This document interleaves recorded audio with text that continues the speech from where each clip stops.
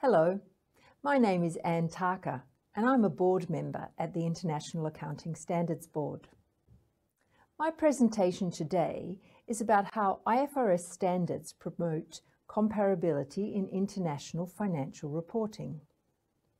IFRS standards aim to promote transparency, accountability and efficiency in financial markets around the world. One way that IFRS standards do so is by improving the comparability of financial reporting. This enables investors to better evaluate investment opportunities. Comparable accounting is facilitated when entities with similar economic activities report similar accounting amounts, and conversely, when entities with different economic activities report different amounts. Comparable accounting permits financial results to be meaningfully compared between entities and over time. In this talk, I will discuss academic research that provides evidence about improved comparability of financial reporting following adoption of IFRS standards in countries around the world. Consistent interpretation and application of standards is important for comparability of financial reporting internationally. That is why I will also explain how the IFRS Foundation helps to improve comparability through the work of the IFRS Interpretations Committee. In conclusion, I will outline achievements of the IASB and major challenges ahead. What do I mean by comparability and why is it important? The IFRS conceptual framework for financial reporting includes comparability as an enhancing qualitative characteristic. It enables users of financial statements to identify and understand similarities and differences among items. Satisfying the framework's fundamental qualitative characteristics of relevance and faithful representation will go some way to achieving comparability. This is because a faithful representation of a relevant economic phenomenon should naturally possess some degree of comparability with a faithful representation of a similar economic phenomenon of another reporting entity. Using the same accounting methods to faithfully represent similar economic phenomena will enhance comparability. The framework notes that comparability means that like things look alike and different things must look different. Consistency helps people achieve the goal of comparability. The use of the same accounting methods for the same items over time and between entities will also help to achieve comparability. From the IASB perspective, comparability has two important aspects: comparability in reporting by one entity over time and between entities. Consistency in reporting relies on a common understanding of IFRS standards. This is facilitated by clear and understandable words in standards and enough explanation and guidance. A common understanding may be affected by the following: differences in people's accounting backgrounds and expertise, differences in national accounting enforcement and regulation, and by translation of standards. A lack of comparability may reflect other matters. It can arise from options in standards. For example, IAS 40, investment property, allows an entity to choose a policy of measurement of investment properties at cost or fair value. It may also reflect measurement uncertainty, such as arising from the use of Level 3 fair value measurement, and also the application of judgment. There are many areas where judgment is required in application of IFRS standards. The assessment of control in IFRS 10 consolidated financial statements is one example. Therefore, despite best intentions of standard setters, there will be some situations where accounting may not be as comparable as investors may like. I will now turn to the evidence of academic research to evaluate the impact of accounting diversity between companies and countries. My aim is to share some of the research findings that demonstrate that despite practical difficulties in application, studies do show that comparability of financial statements have improved with the adoption of IFRS standards.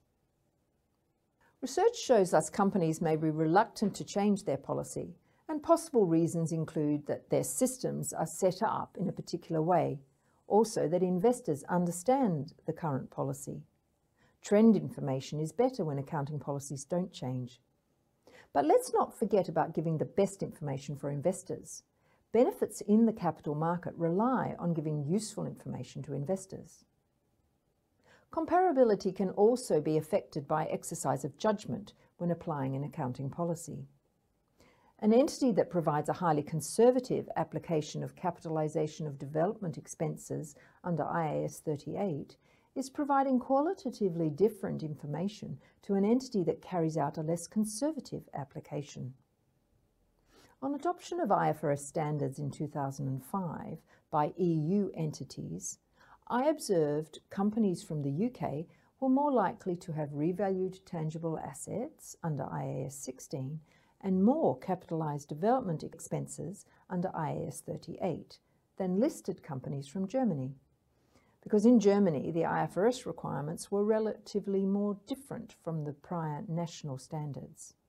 If different application persists over time, then what are the implications for comparability? Information for investors is better when it more closely reflects the underlying economics.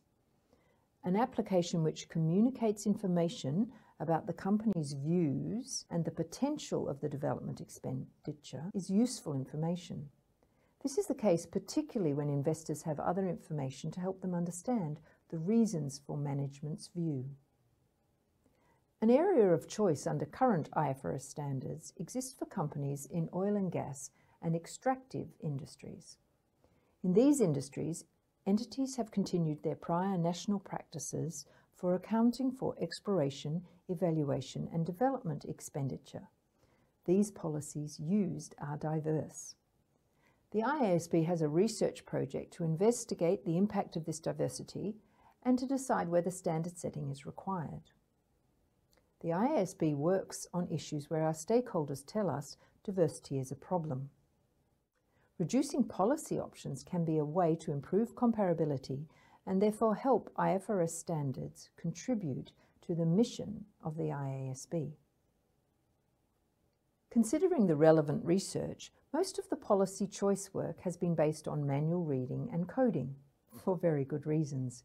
Human judgment and skill are required to understand complex accounting decision-making. However, there have been great improvements in text search, analysis and techniques.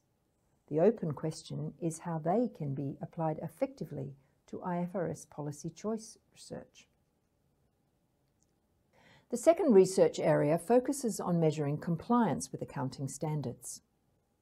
We care about compliance because comparability will be impaired if entities do not comply with requirements of standards. Research shows that some areas of standards have better compliance than others. For example, studies may show that a specific requirement has been commonly applied. An example could be that of recognition and measurement of goodwill in a business combination. However, disclosure studies often show non-compliance, and there are various reasons for this. Disclosure of information reflects judgments, and these may vary between entities. Considering the disclosure about the subsequent measurement of goodwill, such as impairment. In addition, items do not need to be disclosed when they are not material. It can be hard for researchers to determine reasons for non-disclosure. Is the item not disclosed, indicating non-compliance, or actually is the item not material? This can make compliance difficult to measure. Auditors and regulators have an important role to play in promoting disclosure compliance. Many are active in showing companies how to improve their disclosures, particularly for the new IFRS standards. Some studies show compliance has improved over time, for example regarding goodwill and impairment, but research also provides strong indications that company and country factors affect the level of compliance.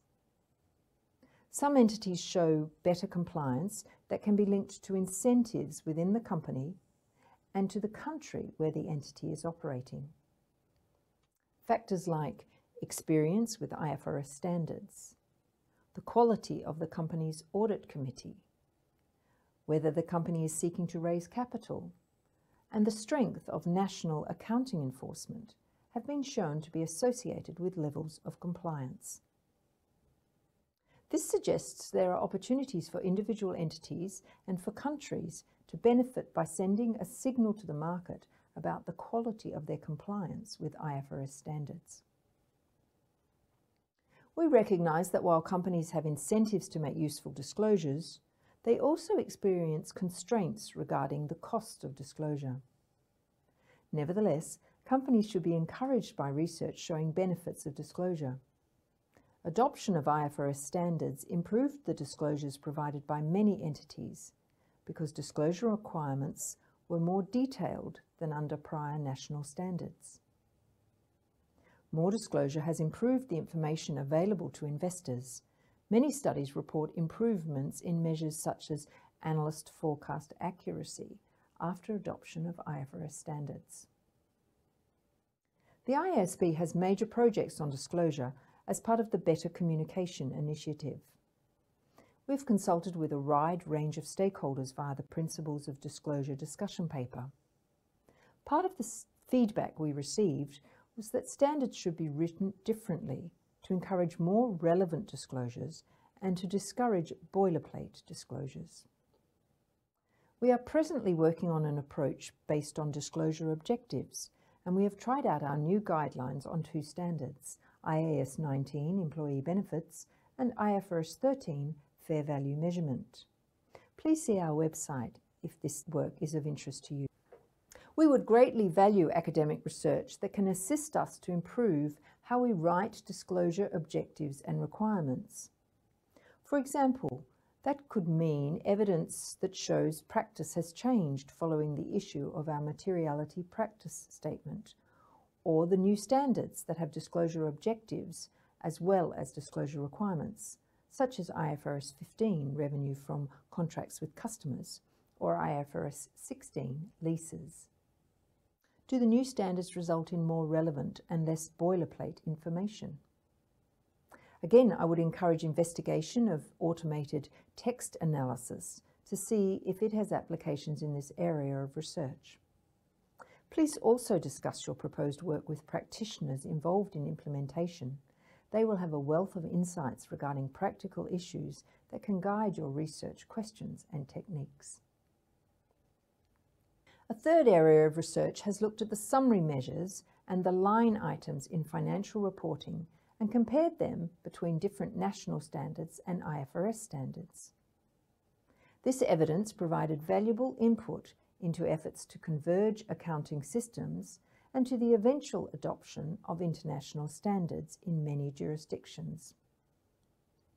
For example, this research told us about the relative level of conservatism in measuring earnings in the US, UK, Sweden, and Netherlands. Although research of this kind has not continued, the comparability of key summary measures and line items is still of central interest in the financial reporting. The IASB is engaged in the Primary Financial Statements project, which aims to improve presentation and disclosure in the financial statements. The board's current proposals aim to introduce more structure in the statement of financial performance by defining some required subtotals and specifying some presentation requirements in the notes. The work responds to calls from investors for action to get greater comparability in the performance measures presented by companies. Security market regulators have for some years been making use of electronic tagged financial information. This has been based on taxonomies, which are used to code the line items, subtotals, and totals presented.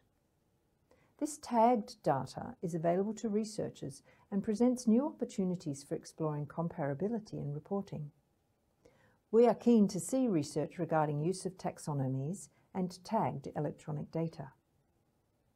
For example, IFRS entities filing in the US now submit their financial statements with tagging based on the IFRS taxonomy. research on US companies has begun exploring financial reporting comparability by comparing the line items and subtotals used by companies and whether entity-specific extensions are used. The expected benefits of adoption of IFRS standards rely in part on improved comparability in reporting. Various studies have explored whether improved comparability is observed after IFRS standards are adopted and whether comparability is linked to favourable market outcomes. So the fourth area of research is based on the idea that we can compare accounting systems pre- and post-IFRS standards. We can do so by using statistical techniques to test how quickly accounting earnings are reflected in economic earnings, that is, in share price or returns. A study of companies from European countries found that accounting system comparability increased following adoption of IFRS standards. The authors concluded that investors were better able to compare companies with similar fundamentals while still being able to distinguish companies with different fundamentals.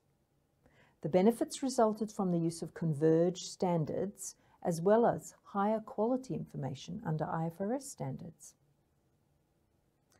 Another study used measures of accounting system comparability to explore how comparability is related to economic outcomes such as firm valuation, stock liquidity, and the properties of analyst forecasts.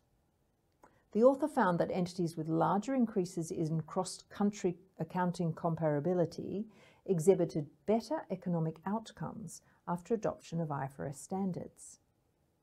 These outcomes were higher company valuation, more liquidity, and more favourable properties of analyst forecast, that is, lower error and less dispersion in forecasts. In addition, the study showed larger increases in comparability in countries where pre-IFRS reporting was more transparent, pre-IFRS standards and IFRS standards were more similar. There was more international integration, and the country had a civil law legal tradition. Consistent with other studies I've mentioned, this research also pointed to the important role of enforcement bodies, external auditors, and corporate governance mechanisms in promoting compliance with IFRS standards. I will now discuss the ways the IASB supports the consistent application of IFRS standards. Firstly, we have an overarching objective that we write high-quality standards that are understandable and can be translated. Newer standards feature more examples and detailed bases of conclusions. We promote a common understanding of IFRS standards through our public discussions by the Board, the Interpretations Committee, and presentations at conferences, educational webinars, and sessions with regulators, national standard setters, and investors, and through our transition resource groups. We endeavour to explain what the Board had in mind when developing the standards to assist with consistent understanding of their requirements. However, in keeping with the principle-based nature of IFRS standards, Interpretation Committee activities typically do not provide answers to specific questions. They also rarely give opinions on specific contracts or fact patterns. With the issue of 4 major standards since 2014, the IASB has expanded its activities to support implementation. We have set up transition resource groups for IFRS 9 on expected credit losses, IFRS 15, and IFRS 17 insurance. They provide discussion forums to help stakeholders during implementation and thereby support robust and consistent application. About a third of our technical staff work on application questions, and the Interpretation Committee meetings feature careful considerations and lively discussions. Meetings are recorded and materials are publicly available. In recent years, the Interpretations Committee has provided additional material on many issues in a timely way. In 2018, the Interpretations Committee discussed 22 topics. 16 of them were addressed by the committee, leading to 14 agenda decisions with explanatory materials and 2 amendments or additions to IFRS standards. We look forward to seeing the output of research about the costs and benefits of the big new standards and the effect of the change in the information provided for investors. We welcome your input into post-implementation reviews of these standards in due course. Importantly, the IASB must work with others to achieve consistent application of IFRS standards. All the participants in the financial reporting system have important roles to play. Preparers need to apply the standards in an appropriate way and to provide feedback when standards are not working effectively. Auditors and security market regulators can help by enforcing consistent application of the standards. Investors apply discipline into the market by encouraging transparent and comparable reporting and disclosure. Academics can, through their independent research, provide insights into the impact of accounting standards and the market consequences of standards and the behaviour of preparers, auditors, regulators, analysts and investors. In conclusion, I would like to reflect on the IASB's achievements and challenges. Some academics and practitioners conclude that the IASB represents the most successful endeavour so far for achieving a framework for international financial reporting. The need for a harmonised accounting language was identified many years ago. Continuing economic growth and development of international financial markets have added to that demand. IFRS standards have a vital role to play in continuing to improve the quality and comparability of the information that underpins robust financial markets and efficient cross-border investment. There are, of course, challenges ahead for us all. The IASB is responsible for ensuring that IFRS standards are of high quality, and the IASB and staff work diligently to meet the needs of diverse stakeholders. With the release of the revised conceptual framework and several major standards in the last 5 years, the IASB has provided a comprehensive set of standards for use in international capital markets. This impressive body of work has led to a great deal of activity to effectively apply the new standards. We appreciate the efforts of our stakeholders in this regard. We have increased our focus on supporting implementation and application in the ways I have outlined in this talk. We continue to work closely with a range of parties, and that includes preparers, audit firms, investors, regulators and educators to support them in their activities to ensure that IFRS standards are appropriately and effectively applied. Thank you for the opportunity to speak to you today about the work of the IASB and the comparability benefits that have been achieved through using IFRS standards. We look forward to hearing about entities' experiences with the new standards and seeing academic research on this topic in the future. Thank you.